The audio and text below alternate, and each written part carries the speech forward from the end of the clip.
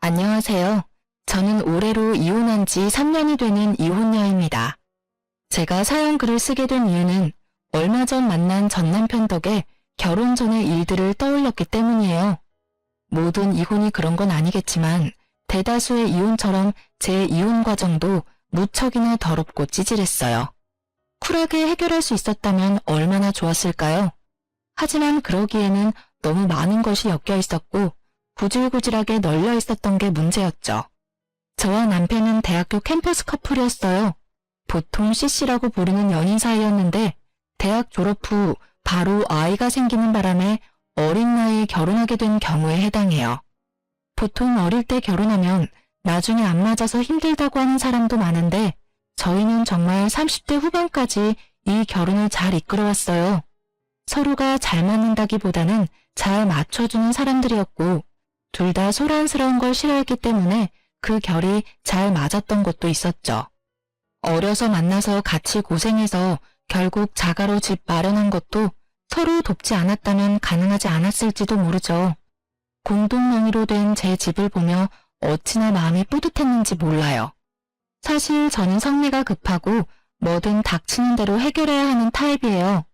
그래서 조금은 느긋하고 제게 잘 맞춰주는 남편과는 좋은 사이를 유지할 수 있었어요. 성격이 완전히 다르면 오래가지 않는다고는 하지만 남편은 제 성격을 다스려줄 수 있는 그런 포용력도 있었거든요.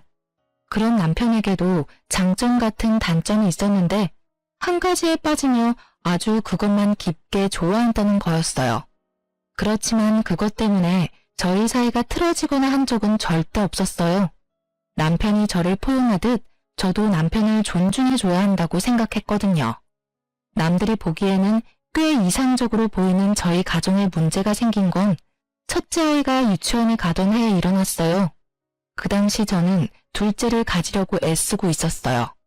남편이 외동아들이고 시댁에서는 그런 남편 때문인지 아들을 원하더라고요. 물론 첫째 딸도 무척 좋아해 주셨어요. 그렇지만 그것과는 별개로 아들이 하나 있었으면 좋겠다는 뜻을 은근히 내비치셨거든요. 솔직히 둘째는 저도 바라는 상황이었고 딸이든 아들이든 하나는 더 가지자고 생각하던 참이었는데 잘 되지 않았어요.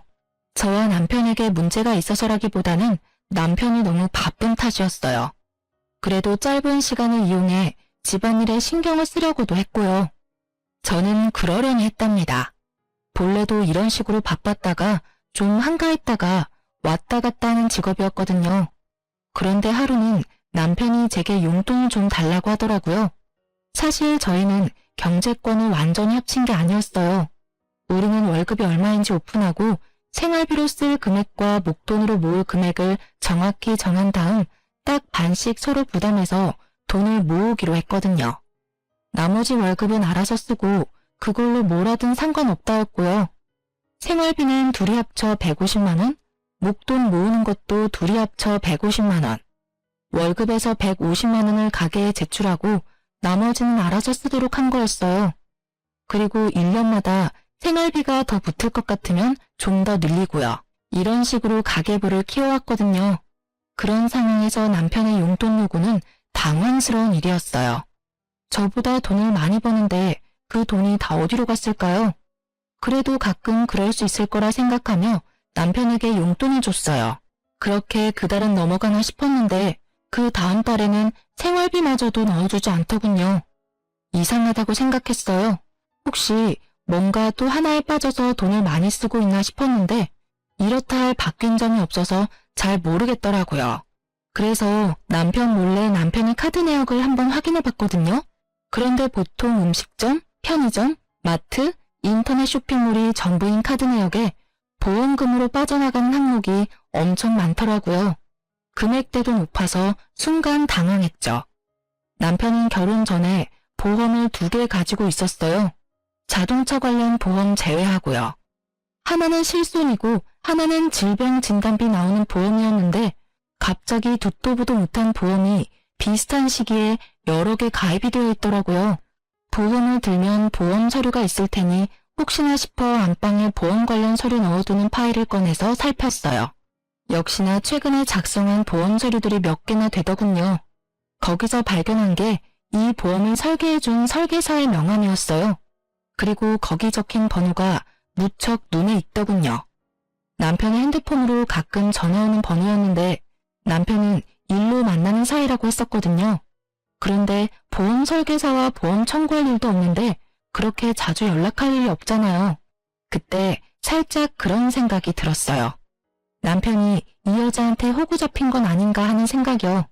게다가 전화 받을 때마다 저 듣지 못하도록 옷방에서 받고 오고, 솔직히 여태껏 남편이 한눈을 판 적이 전혀 없었고 그런 기미도 없었기 때문에 저도 마음을 놓았던 건지도 모르죠. 증거도 없고 아무것도 없는 데다가 남편 카드 내역에도 모텔 같은 내역은 없었기에 저는 미리 그런 불미스러운 일이 일어나지 않도록 미리 남편에게 이야기하기로 했어요. 싹은 애초에 잘라버리는 게 좋으니까요.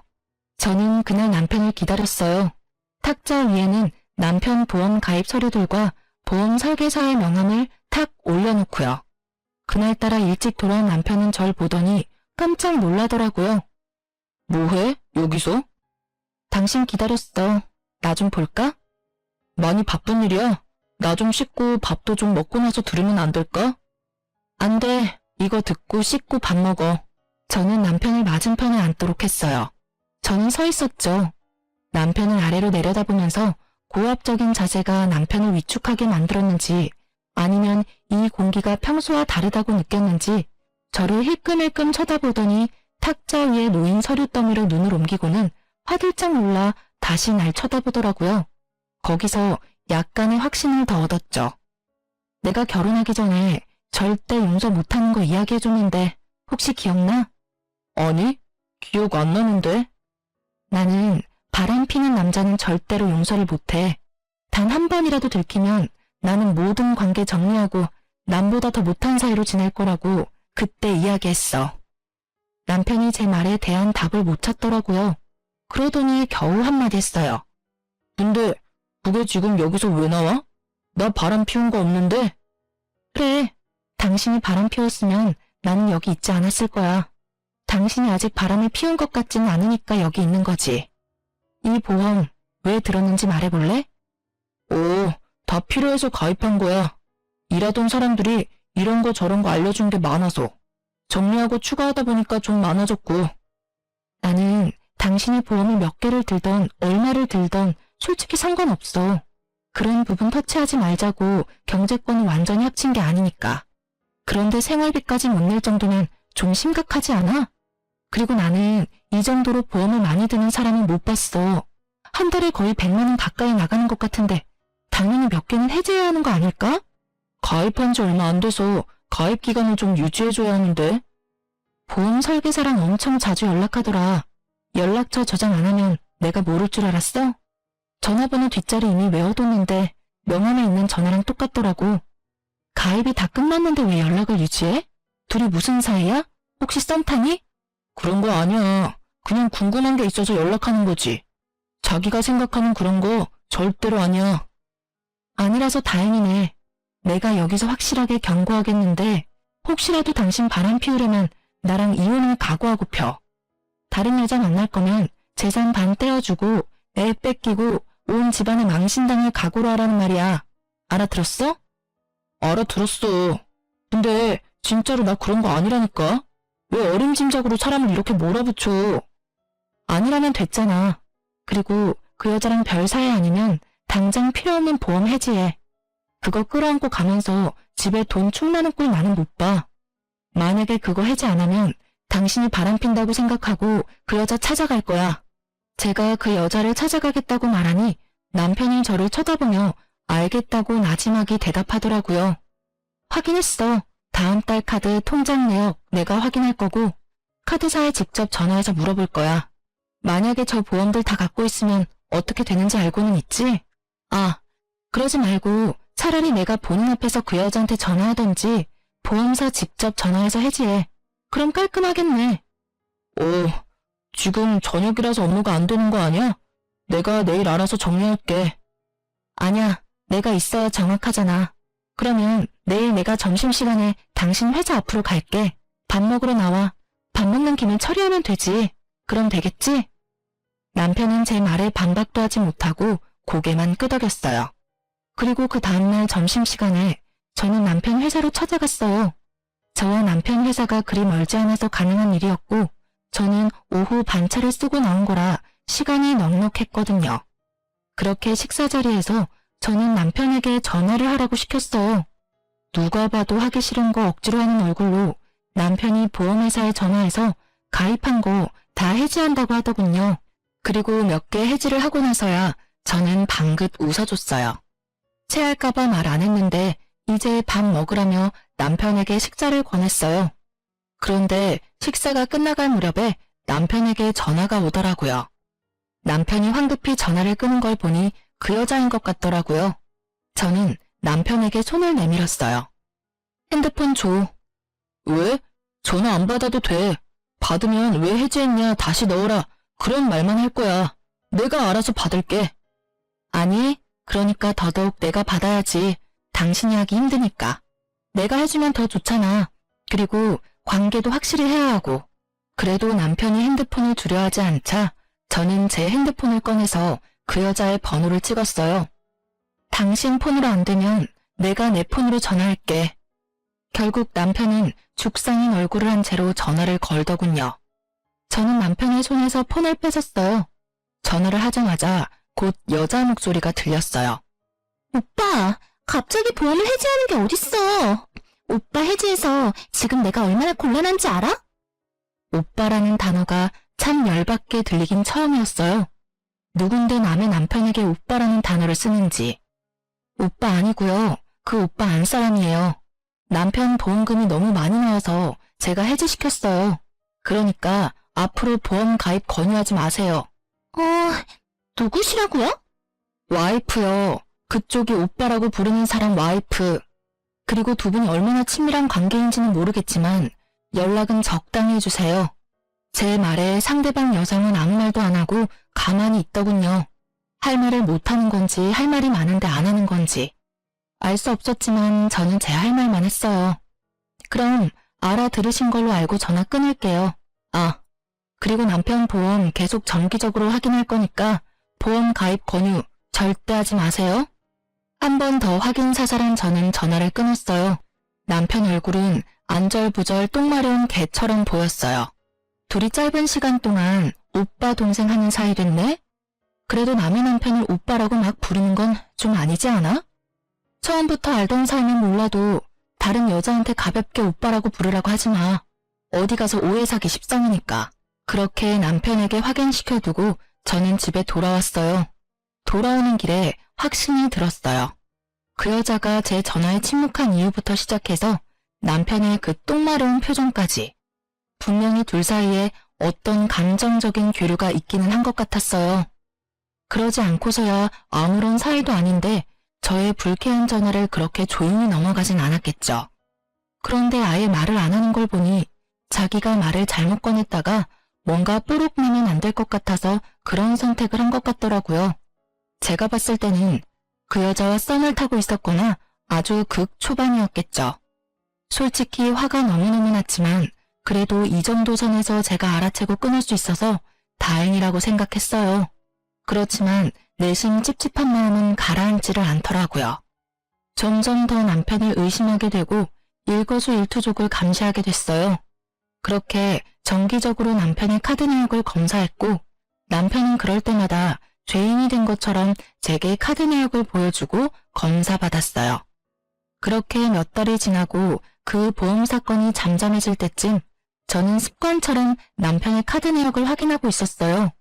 앱에 매번 들어가 확인하기 귀찮아서 메시지를 확인하는데 별거 없더라고요. 그런데 증거는 다른 곳에서 튀어나왔어요.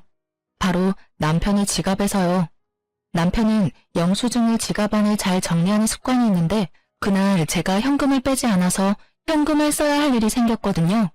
그래서 남편에게 이야기하고 남편 지갑에서 돈을 꺼내는데 잘못해서 영수증이 우르르 떨어져 버렸거든요. 결국 영수증을 정리하는데 하나 몇십만 원이 넘는 걸 산 내역이 있었어요. 그런데 메시지를 확인했을 때는 그 내역이 없었거든요. 분명히 남편이 메시지를 지운 거였다는 확신이 들었어요.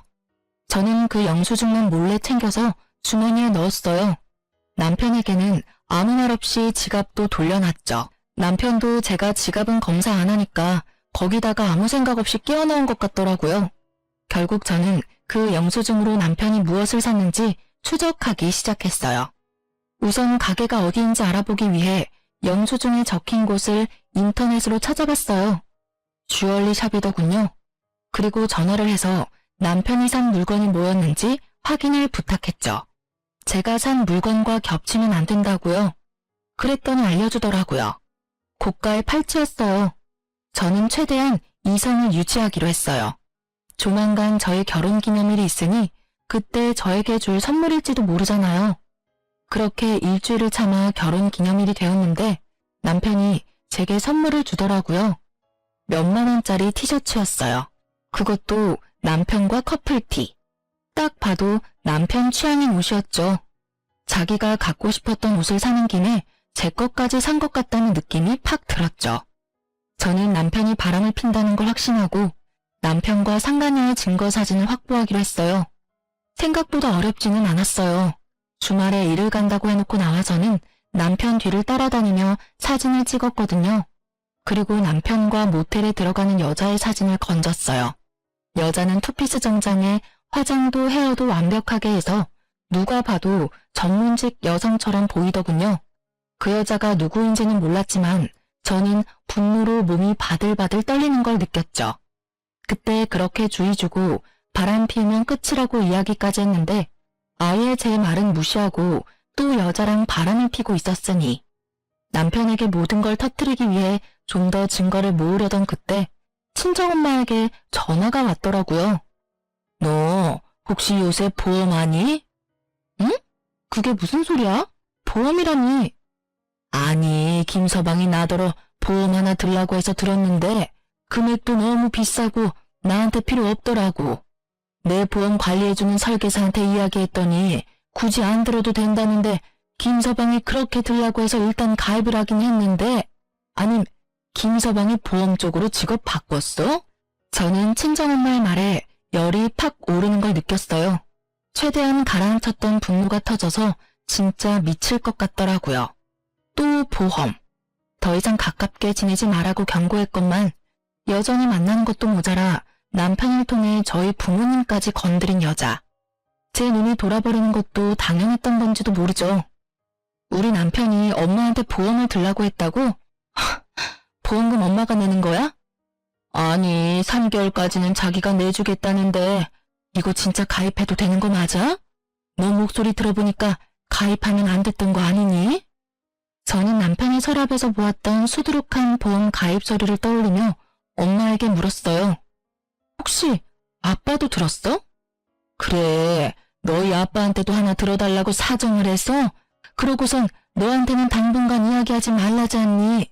선물이라면서 자기가 내주겠다는데 거절하기도 그렇고. 솔직히 남의 보험 들어주면서 자기 이득 볼 게 뭐 있어? 그런 생각하니까 우리 생각해서 들어줬나 싶기도 한데 그거 아니지? 아, 일단 정리 다 되면 말해줄게요. 지금은 그냥 있어봐요. 저는 친정엄마의 말을 듣고서야 남편이 그 상간녀를 위해서 보험들 사람을 모집하고 있다는 걸 알게 됐어요. 그 여자는 돈 벌고 남편은 그 여자랑 만나서 즐기고 자기 보험은 해지당하니까 주변 사람들을 끌어들이는 꼴이 아주 꼴불견이다 못해 정신나간 놈처럼 보였어요. 저는 증거고 뭐고 지금 당장 열받아서 상간녀에게 전화했어요. 다행히도 그 상간녀의 명함을 가지고 있었거든요. 당장 나오라는 제 말에 지금 당장은 안 된다며 바쁘다는 이유로 도망치려고 하더라고요. 제가 직접 회사로 찾아가겠다니 결국 나오겠다더군요. 그렇게 상간녀와 마주쳤어요. 무슨 일로 보자고 하셨는지는 모르겠지만 저는 이제 그쪽 남편하고 관련 없어요. 관련이 없어요? 저는 당신이 우리 남편 만나고 있다고 확신하는데. 아니라니까요.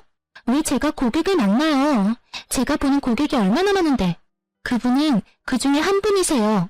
제발 저한테 그런 억측으로 몰아붙이지 마세요. 그래요?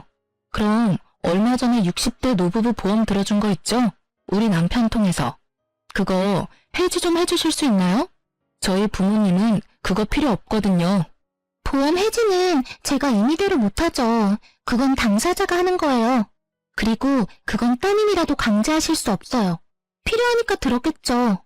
여하튼 저는 이렇게 개인적으로 만나서 당신하고 할 이야기 같은 거 없는 사람이에요. 앞으로는 이렇게 부르지 마세요. 상간녀는 제가 아무런 증거를 가지고 있지 않다고 생각했나 봐요. 그런데 어쩌나요? 저는 상간녀의 손목에 걸린 남편의 선물이 눈에 들어왔거든요. 팔찌가 참 예쁘네요. 얼마 전에 제 남편이 산 거랑 똑같은 모델이에요. 신기하네요. 그걸 샀다는 영수증은 있는데 저한테 주지는 않더라고요. 아무래도 다른 데 간 모양인데 어디로 갔는지 확실하게 알겠네요. 제가 그 말을 하자 상간녀가 일어나다가 멈칫하더라고요. 그런 불순한 사이가 아니라는 말 잘 들었네요. 그런데 아시죠? 거짓말 하시면 앞으로 있을 소송에 크게 불이익을 받으실 수 있어요. 제 말에 상간녀 얼굴이 흔들리는가 싶더니 더 당당한 표정으로 말하더라고요. 그런 거 아니라니까 참 이상하시네. 그리고 이 팔찌도 흔한 거예요. 제 남편이 사준 거고요. 그 팔찌는 남편분한테 여쭤보는 게 더 빠르지 않을까요? 그렇게 말하고는 빠르게 카페를 빠져나가더라고요. 제가 손에 뭘 쥐고 있는지도 모르고. 아주 이 순간만 모면해보려고 무리수를 쓰는 모습을 보니 괘씸하더라고요. 당장 죄송하다고 절대 그런 짓 이제 안 하겠다고 해도 내가 용서해줄까 말까인데. 저는 증거를 들고 집에 갔어요. 이미 남편이 먼저 집에 도착해 있더군요. 그리고 얼굴이 굳어 있었어요. 분명히 상간녀가 남편에게 언지를 줬던 모양이에요. 그 얼굴 보니까 그 여자가 당신한테 전화했나 봐. 참 빠르다. 그렇지? 제 말에 남편은 바로 무릎을 꿇더라고요. 미안하다라는 말을 할 줄 알았어요. 그리고 그 생각이 맞았죠. 그런데 그 뒷말은 제 생각과는 무척이나 달랐어요. 미안해 여보. 하지만 내가 그 여자를 너무 사랑해. 당신이 나랑 이혼해주면 안 될까? 내가 다 정리하고 다 자기 원하는 대로 해줄게. 그러니까 그 여자랑 나랑 이루어지게만 해줘. 이게 무슨 개소리인지. 저는 무심코 뒤통수를 한 대 맞은 기분이었어요. 아니, 자다가 남의 다리 긁는 기분이었죠. 미안하다는 말 뒤에는 응당 절대 그러지 않겠다가 나와야 하는 거 아닌가요? 그런데 그 여자를 사랑하니 헤어지게 해달라니. 야, 이 새끼야. 네가 지금 그걸 말이라고? 너 양심은 어디다 팔아먹었어? 우와, 살다 내가 별꼴을 다 보네. 뭐? 그 여자 사랑하니까 헤어져달라고? 네가 지금 나한테 그런 말 할 수 있는 자격이 있다고 생각해, 미친놈아? 그래서 미안하다고 했잖아. 제발. 나 그 여자 없으면 안 돼. 그 여자 만나고 온 거 다 알아. 그 팔찌도 당신한테 사주고 헤어질게. 뭐든 당신이 해달라고 하는 대로 다 해줄 테니까 이혼해줘, 제발. 남편의 그 단점이 하나에 빠지면 아주 끝을 보는 그 성격이 여기서 빛을 발할 줄이야. 저는 정말 몰랐어요. 살면서 남편의 여자가 저 하나뿐일 거라고 생각한 건 아니에요. 하지만 법적으로 결혼을 했으면 당연히 서로에게 충실해야 하는 법이잖아요. 감정을 억눌러서라도 상대방을 위해야 한다고 생각했는데 남편은 그게 아니었던 거예요. 저를 설득해서라도 그 여자한테 가고 싶은 거였죠. 저는 하고 싶은 말이 많았지만 참았어요. 그 여자가 유부녀고 애가 있다는 사실도 말하지 않았어요.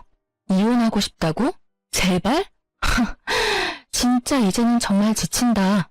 네가 나한테 사과와 용서를 빌 걸 예상했지. 이런 걸 예상한 건 아닌데. 그래, 이혼해주면 넌 어떻게 할 건데? 그 여자랑 결혼할 거야? 난 그럴 마음이 들었기 때문에 당신한테 이혼해달라고 한 거야. 그러니까 당신이 나를 양보해주면 안 될까? 그리고 당신도 다른 남자 만나봐야지. 우리 대학 때 사귀어서 여태껏 다른 사람 만나본 적 없잖아. 지금 내 마음을 뛰게 만드는 사람이 나타났는데. 그만하라고. 네 연애자 듣고 싶은 마음 아니거든? 너 나랑 결혼할 때도 그런 말 하지 않았어? 애까지 딸린 유부남이야. 당신 제발 정신 좀 차리라고. 이혼을 해주면 잘 될 것 같아? 그건 네 착각이야. 그 여자가 너랑 똑같은 마음이라는 건 네 착각이라고. 제가 그렇게 말해줘도 남편은 들은 척도 하지 않더라고요.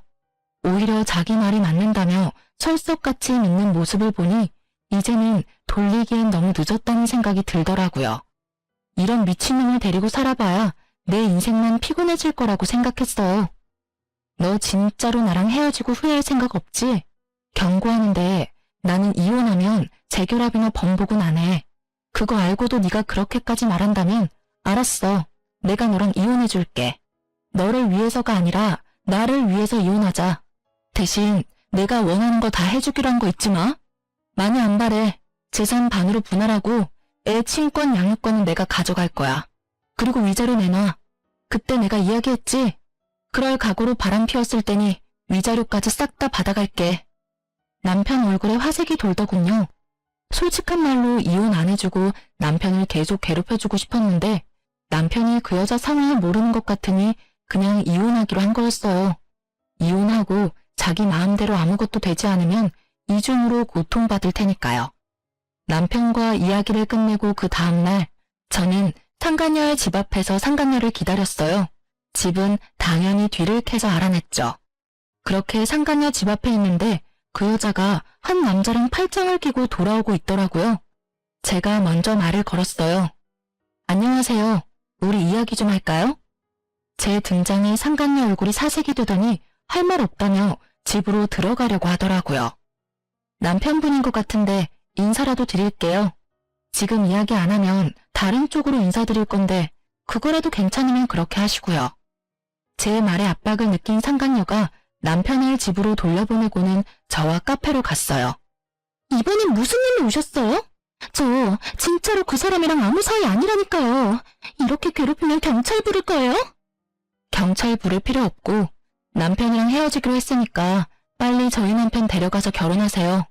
저한테 당신을 너무 사랑하니까 제발 저랑 헤어져 달라고 하더라고요. 저도 받을 거 다 받고 헤어지기로 하는 거니까 신경 쓰지 않아도 되고요. 지금 무슨 말씀하시는 거예요? 전 그 사람이랑 아무 관계 아니에요. 그리고 방금 보셨다시피 아까 그 남자가 제 남편이고요. 어떻게 제가 그 사람이랑 결혼을 해요? 발뺌하지 마세요. 어차피 저 증거 다 갖고 있거든요. 솔직히 말해서 저번에 대화할 때도 증거 다 있었어요. 일부러 꺼내지 않았어요.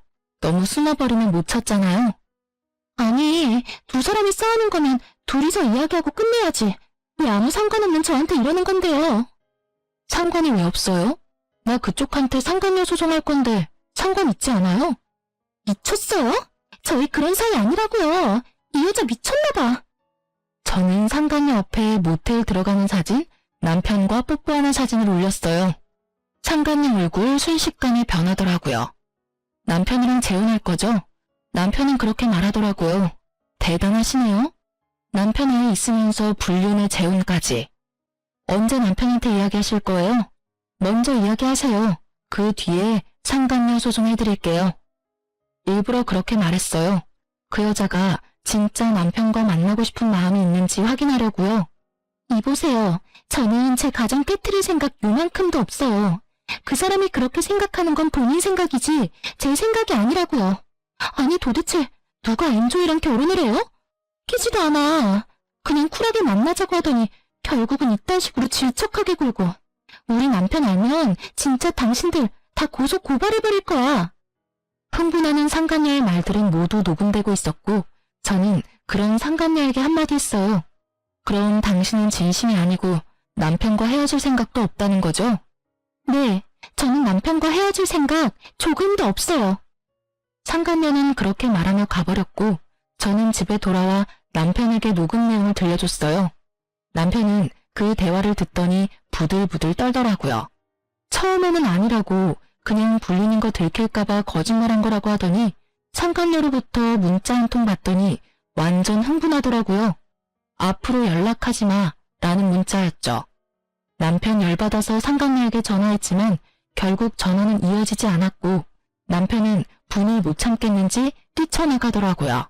두 사람이 어떤 대화를 나눴는지는 모르겠지만 저는 제 일을 해야 했죠. 저는 남편을 향한 이혼 서류를 작성하고 변호사를 만나고 왔어요. 집에 돌아오니 남편이 저를 기다리고 있더군요. 자, 이거 받아. 오늘 내로 작성해줘. 저는 이혼 서류를 건넸어요. 남편이 그 자리에서 무릎을 꿇더라고요. 여보, 미안해. 나 버리지 마. 그 여자가 남편이랑 애가 있는 사람이라는 것도 처음 알았어. 나는 우리만 헤어지면 그 여자랑 결혼할 수 있을 줄 알았어. 나는 진짜로 그 여자가 그렇게 생각하는 줄 몰랐어. 우리 이렇게 가벼운 사이 아니잖아. 내가 잠깐 정신 나갔었나 봐. 그런 말 한 거 다 내 진심은 아니야. 미안한데 버리는 건 내가 아니라 너지. 나는 상처받고 버림받기까지 하고 너한테 이혼해달라는 요청까지 받은 여자야. 불쌍해도 내가 당신 몇 배는 불쌍하지 않아? 왜? 그 여자가 안 받아준다니까 나랑 헤어지기 싫어? 근데 어쩌지? 나는 당신 보험이 되기는 싫은데. 남자가 한 입으로 두말하는 거 아니라고 했어. 그냥 헤어지자. 네가 꺼낸 말이니까 마지막까지 네가 책임져. 완고한 제 말에 남편이 흔들리더라고요. 그치만 난 사기를 당한 거라고. 그 여자가 날 꼬시면서 자기는 결혼도 안 한 싱글이라고 했어. 나도 그걸 믿었고. 그래서 그 여자 일을 도와줬던 것뿐이야. 나는 정말로 그 여자한테 당한 거야. 그래. 그런데 넌 나한테 뭘 이야기하고 싶은 거야? 네가 사기당했다는 걸 말하고 싶은 거야? 웃기지 마. 너는 유부남이야. 애 딸린 유부남. 상식적으로 생각해봐도 누가 어떻게 꼬시든 넌 넘어가면 안 되는 거지. 네가 그 순간 떠올렸어야 할 사람은 나랑 내 아이잖아.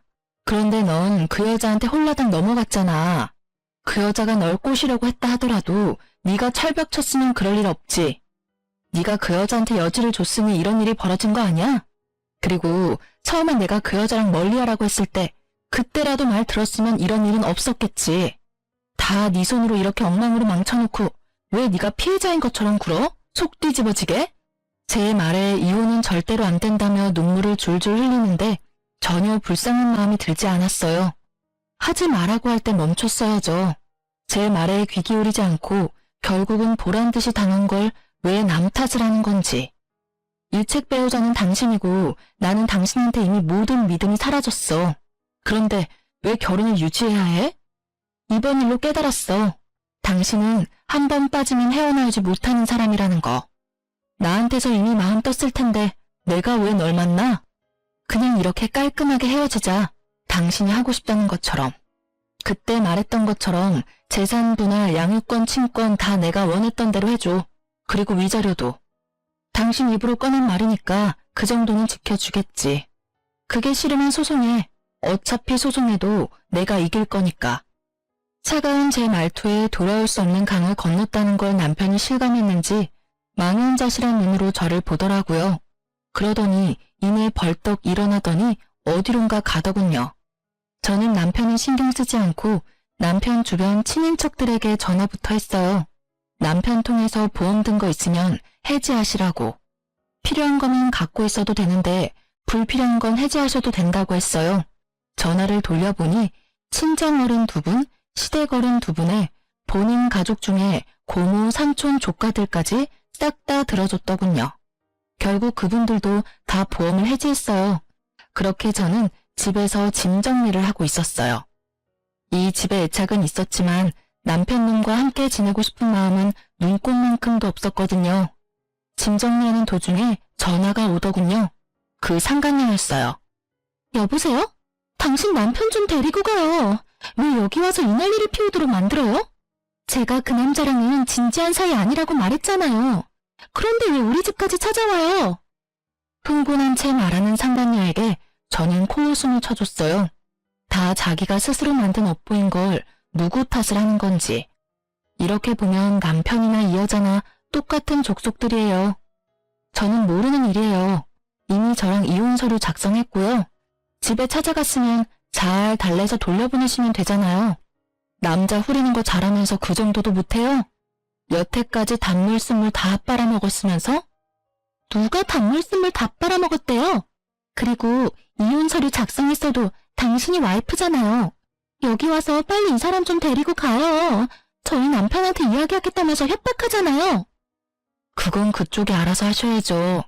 남편에게 들키기 싫었으면 그런 짓을 하지 말았어야지. 재미 볼 건 다 봐놓고 나중에 와서 이러는 거 너무 웃기다고 생각하지 않아요? 그것도 불륜남 와이프한테 전화해서 무슨 하소연할 게 있다고? 그래도 들켰으니 차라리 다행이네요. 저도 상간녀 소송 곧 진행할 거라서요.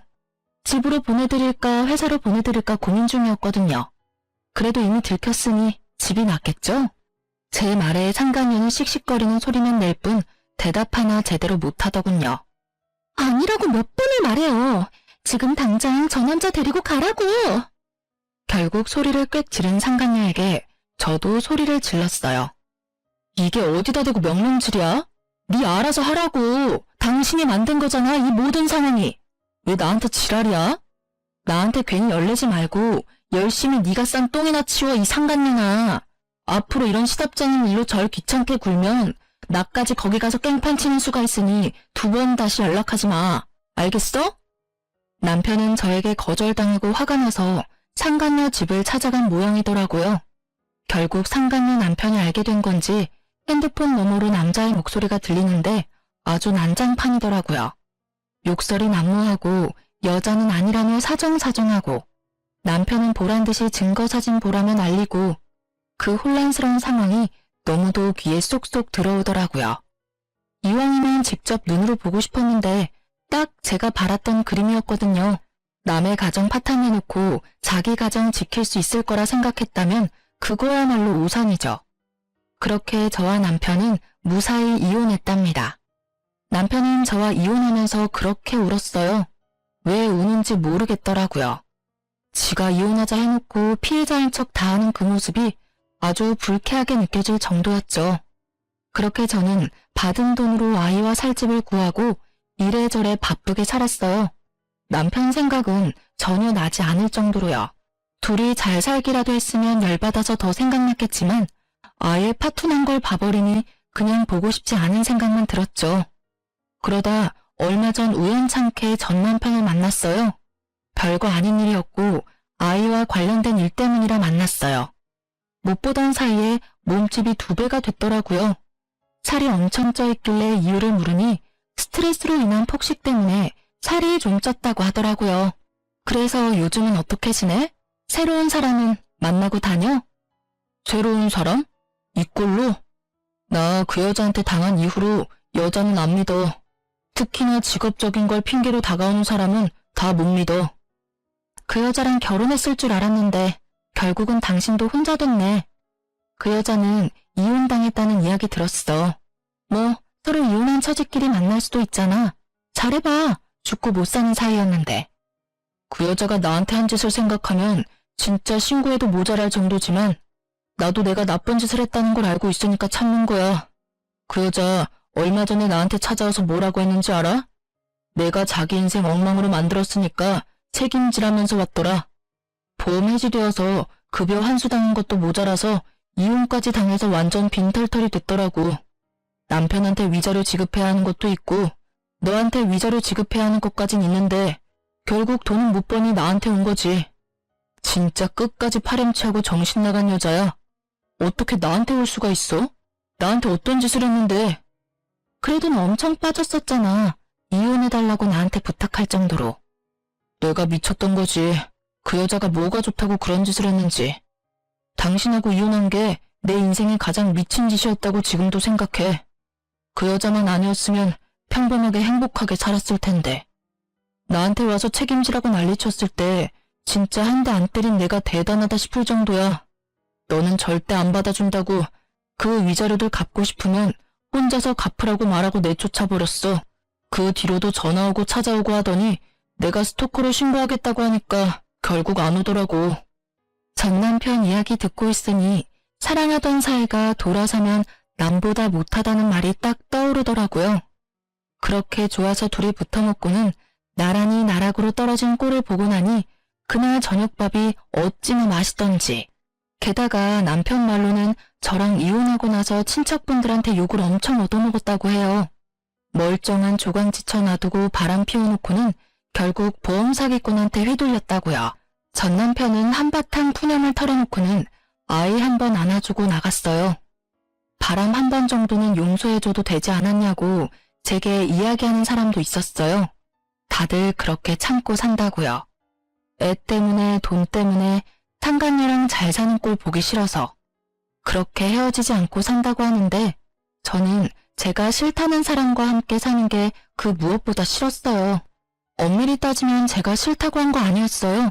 그 여자가 좋다고 한 거였지. 그런 걸 보면 저는 제가 그 사람의 첫 번째 순위가 아니라는 게 너무 자존심 상하고 열받았던 것 같아요.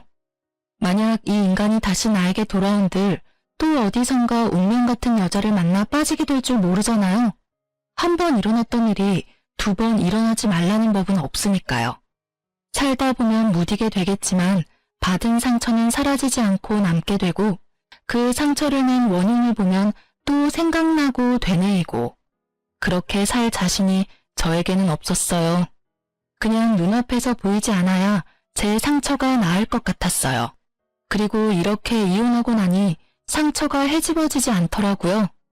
가끔 생각나면 따끔거릴 뿐이지.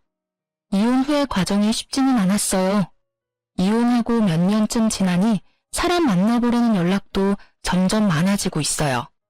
사람을 만나고 싶지만 다시 이런 일을 겪을까봐 무서워요. 그래서 좀처럼 용기를 내지 못하고 있는 것이기도 하죠. 그래도 제 곁에서 저를 지켜주는 사람들이 있어서 저는 오늘도 충실하게 하루를 살아가고 있어요. 전 남편과의 만남으로 떠올린 제 이혼 이야기 어떻게 재미있게 들으셨나 모르겠네요. 많은 분들이 즐거운 하루를 보낼 수 있기를 바라요. 감사합니다.